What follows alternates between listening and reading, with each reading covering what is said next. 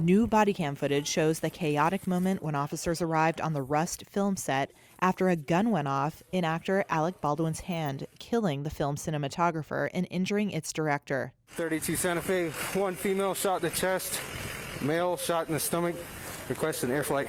The Santa Fe County Sheriff's Office released the video on Monday, which showed medics and officers tending to cinematographer Helena Hutchins and film director Joel Souza.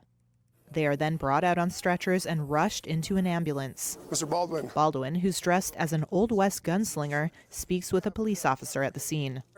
So my understanding, you were in the room when someone was shot? Holding the gun, yeah. Okay, alrighty. What do you need?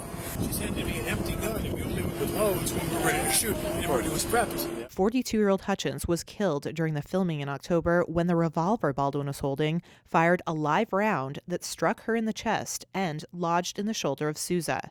Souza survived the gunshot wound.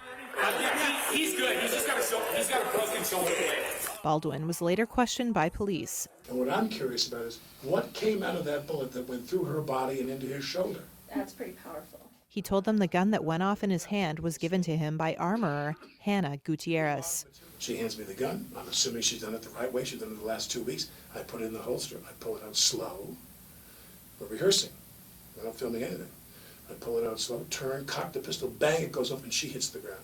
Baldwin, who is also a producer on the film, has been named in several lawsuits filed in connection with Hutchins' death, including one by her husband. Baldwin denies responsibility for her death and says live rounds should never have been allowed onto the set of the Western film at Bonanza Creek Ranch in New Mexico. That's a bullet. So as I suspected, somebody put a live round in the gun. If that's a bullet that was pulled out of his shoulder, then someone loaded a live round into the gun I was holding. I'm Sergeant Zook. The body cam footage also showed an initial conversation with Gutierrez, the film's armorer.